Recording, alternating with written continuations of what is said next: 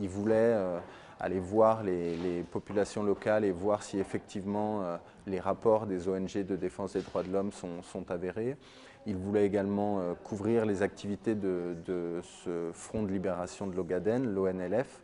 Et puis enfin, il voulait enquêter sur les activités d'un groupe pétrolier suédois qui est implanté dans la région. Cette condamnation, on peut la comprendre ce matin comme la volonté du gouvernement éthiopien de ne pas perdre la face aussi et d'envoyer un avertissement. Regardez, ces deux journalistes, ils entrent illégalement dans notre pays, ils ont commis un crime, 11 ans de prison. Le voisin du Soudan s'est vu, entre guillemets, dépossédé du Sud-Soudan l'an passé. L'Éthiopie, certainement, ne veut pas se voir dépossédée de l'Ogaden. Donc, sur les questions sécuritaires, les questions sécessionnistes, le gouvernement est très regardant.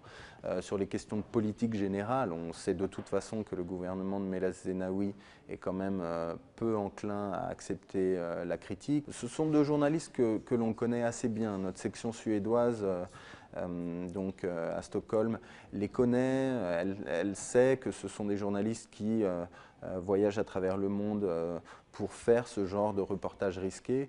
Aujourd'hui, sans comparer l'Éthiopie à la Syrie, on voit, par exemple avec l'exemple syrien, que les journalistes parfois sont obligés d'entrer illégalement dans une zone. Lorsqu'elle est fermée à la presse, lorsque vous ne pouvez plus y aller, vous ne pouvez plus rapporter d'images, vous ne pouvez plus rapporter de témoignages, il faut parfois franchir des lignes jaunes simplement pour l'information.